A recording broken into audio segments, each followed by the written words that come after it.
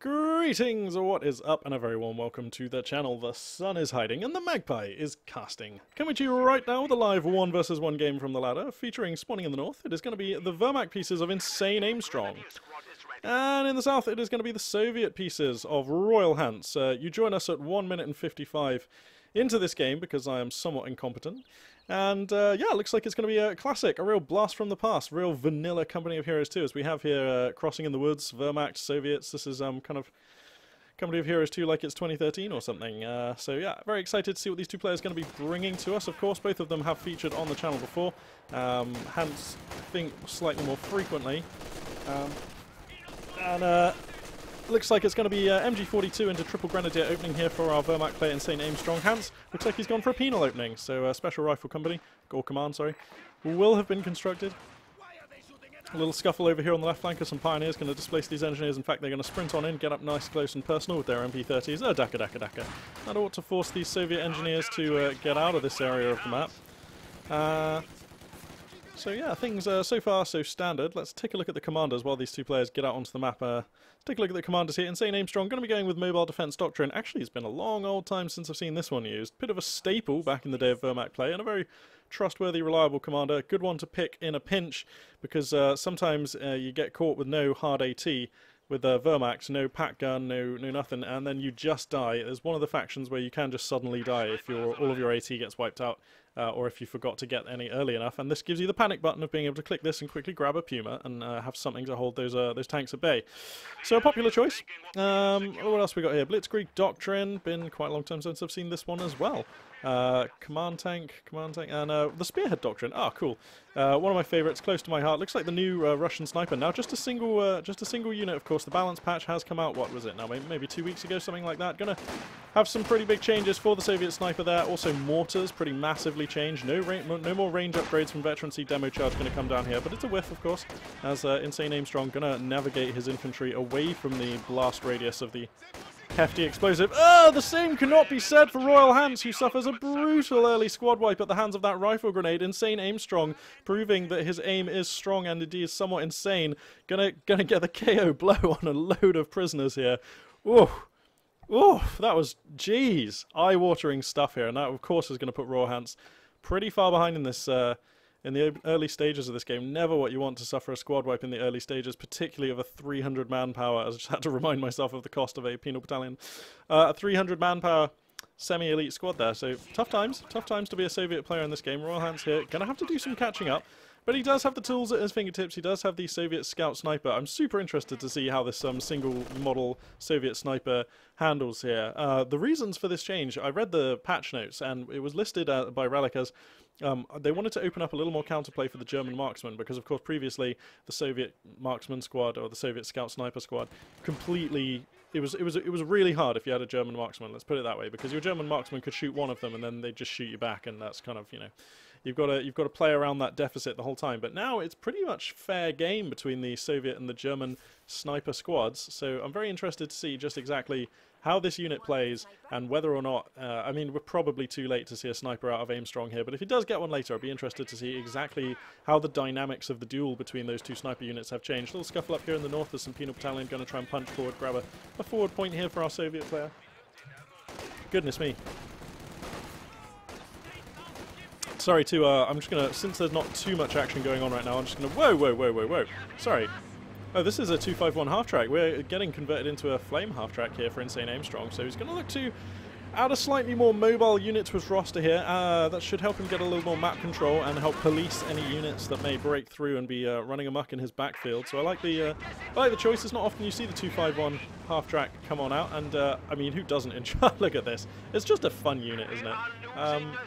90 munitions now for the flame projector upgrade. Just familiarising myself, since it has been some time since I've cast a flame half-track tearing up the map. Got a scuffle here in the middle of the map. Looks like this flame half-track going to get good on and deep into the Soviet base here. The static base defences are going to push it back for now. Just so much fire going down all over the map. This is fun to see. PTRS upgrades, though, are going to come down on these penal battalions, and that will push the 251 half-track back. Big holes appearing in that one, down to half health. Going to have to retreat. Another 251 half-track, actually. Going to be the choice here for Aimstrong, so he's really leaning into the 251 tech here, and I am excited to see what he's going to do with it, but I think 3 squads of Penal Battalion. That's a lot of PTRS rifles that RoyalHants can upgrade into, so... Oh, that was a demo charge, I think. Yeah, a lot of PTRSs that RoyalHants can buy into here, so that's... it could be a liability having this many half-tracks out. We're going to see, though. RoyalHants, we haven't checked his commander, so let's take a look at here. He's gone for the Guard Rifle Combined Arms Tactics. Always a good all-rounder here. I don't know what KV-1s are up to these days. I hope that they've been changed. I haven't actually read many or any changes to them, so if that thing... Oh, he's gone ahead and chosen a commander. If that thing's gone ahead and, you know, is better than a paperweight, then I'll be really happy about that. It's always been just such an tank, in my opinion. But anyway, he's got the Guard Motor Coordination Tactics, a favourite of mine throughout the years. One of those commanders available on release, and just a great all-round commander.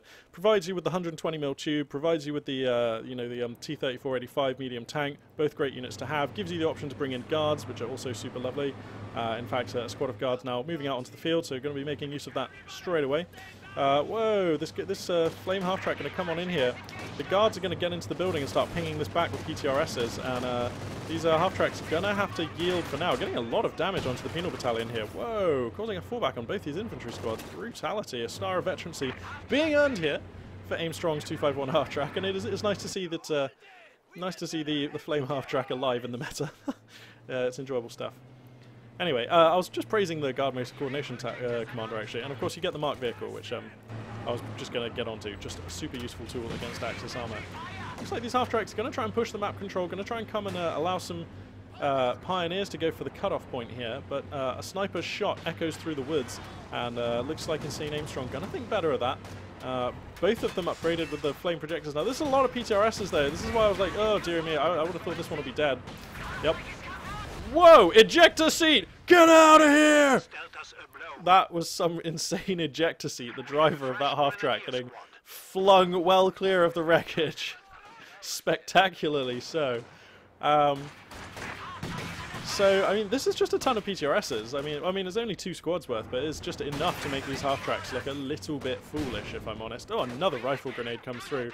Massive damage. RoyalHants here, a little bit sloppy with catching those rifle grenades now. That's 2 for 2 that I've seen fired and bullseyed his units. One, of course, for the brutal squad wipe in the early stages, and another one just now. So, Hans needs to just be a little more aware. Let's be real here, though, Allied players. We all know the rifle grenade is basically busted. It's the only, or one of the only grenade abilities that doesn't have a really obvious timer on the screen, like big red letters saying you need to move your units or they're going to die.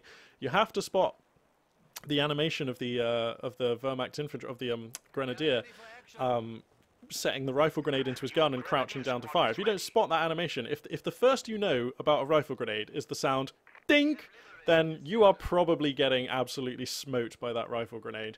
If you start moving your units when you hear the dink, you might be able to save them / ameliorate some of the damage, but it's basically too late then. And if you didn't hear the dink, well, obviously that's just bad times. And like I say, it's one of the only grenades in the game that doesn't have a visual counter on the screen. So, you know, hard to be too critical of RoyalHants for like suffering a couple of hits here, but at the same time, you know, he's playing at the top end of the game, and we expect better. So, you know, that's where we're at. Anyway, looks like three PTRS upgrades now present over the Allied infantry. Ooh, potential of a squad wipe here as the half-track here going to start overrunning this falling back squad. There are no squads in the hood that can push this back. Okay, here are the PTRSs actually. So if this flame half-track overcommits, this is a lot of PTRS, ×4. He really wants the squad wipe on this PTRS squad though. He does get it! Brutality! And he should be able to exfiltrate his half-track intact. And that he will. Aimstrong here getting a lovely squad wipe and continuing to apply the pressure as we come through the early stages of this game. Nice stuff here. Map control's been in his favour for some time as well, so he has a 191 ticket lead right now at the 11-minute mark as Wermacht. That is, I mean, that represents a considerable lead. I got to say, I'm liking what I'm seeing from Aimstrong here. He's building the medic bunker in his base. He has battle phase 2, so we could see the support armor core come up shortly. He's floating about 85 fuel now, so we'll wait a little while and see exactly what he's going to go for. He's going to pick his command though. It's going to be the Blitzkrieg Doctrine here. So these are the tools that he has available to him. And this is going to be an interesting one. If I crack the tack, you can see the situation right now quite bleak for RoyalHants. He has been compressed and compacted into just a small area of the map. A lot of resource control, double fuel as well, flowing for the Wermacht player, and that is never a good feeling when you're playing the Allied role. When you're a Wermacht opponent has double fuel, because you just know that just means that Panzer IV is going to be coming out sooner, or they're going to be like teching super fast into something nasty. So anyway, rifle grenade comes down again, but RoyalHants on top of it this time. Gonna get the dodge, much nicely done. Aimstrong needs to fall the squad back. Ooh, my mouse is so glitchy. And he does get the fall. Whoa, was that a squad wipe? No, okay, it wasn't. So both players going to get out their wounded squads here. That is nicely done. Flame half-track going to come on in here to buy some time for the Wermacht infantry. But buy time is all it can do, and not very much even then, because 4 PTRSs is just a lot of AT for something like the 251 half-track. Anyway, T70 here, going to be the fuel expenditure of choice here for RoyalHants. Now, he hasn't had very much fuel, so this represents quite a late, borderline desperate T70, I want to say.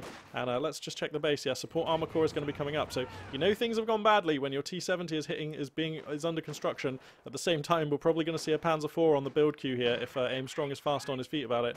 Actually, this building's not going to finish in time, but what I'm saying is when your T70 is arriving and the Panzer IV is like pretty close in terms of timing on entering the battlefield, you know things have gone bad. Well, that's not to say that the T70 can't thrive on this battlefield, though, and can, of course, be used as bait to lure the Panzer IV in. We do have 3 PTRS squads here, so, I mean, I'm just assuming it's going to be a Panzer IV, and indeed it is. Okay, cool.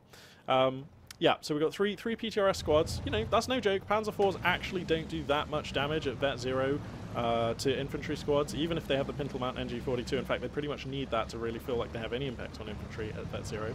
So, so these PTRSs are actually a very real answer, and in fact, I kind of am not sure I like the Panzer IV, because you kind of it feels like he's just going to be feeding veterancy onto these Soviet units. By the way, nice on the back of that fight taken in mid, it looks like field control going to Hans a little more here. He's going to spread his units out, try and grab some of these victory points that he does so desperately need, and that's gonna.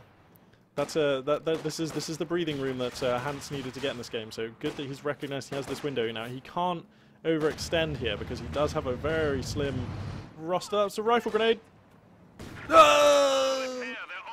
Oh no, Hans there just with a slight error of judgment. So for a split second he moved his squad like from here to about here, and that would have dodged the rifle grenade, but then I think he thought he was going to get hit anyway, so he pressed fall back and his squad just fell right back into the rifle grenade. So 4 of them are going to get gibbed. Nearly a squad wipe. Brutal stuff. The T70 gets caught out by a Panzer IV in mid, and Hans knows he's done. A 14-minute victory there for Aimstrong, proving that Company of Heroes 2 doesn't have to go long, doesn't have to have a half an hour or more sort of a game duration if it is this one-sided. Wow, just a really nice game there put together by Aimstrong. The 251 half-tracks, I mean, he lost one of them pretty rapidly, but undoubtedly they were both effective in securing the map control he needed to get the double fuel, get that Panzer IV out nice and early. And let's not forget, it wasn't entirely his brilliance and strategy and blah, blah, blah. What I'm saying is it wasn't all insane Aimstrong. I think RoyalHants would be the first to say, put his hand up and say, he could have done a better job dodging those rifle grenades, and one of them, the one which killed the the penal battalion just in this location in the early stages of the game, that was utterly brutal, and you have to feel for Hans there. Of course, that was just a mistake, but when you lose one of your squads, especially one that costs 300 manpower, in the first few minutes of the game, that's always going to be a really hard game. Everybody knows it. RoyalHants knows it. And yeah, then indeed further rifle grenades throughout the game, providing additional value there for Aimstrong. So a very nice game there played by our Wermacht player. Not much more to say on that one. I think I'll probably hop back in to the live game lobby and see if I can find another to cast, because that was so brief. So yeah, thank you very much for watching, and this for now is Magpie842 signing out.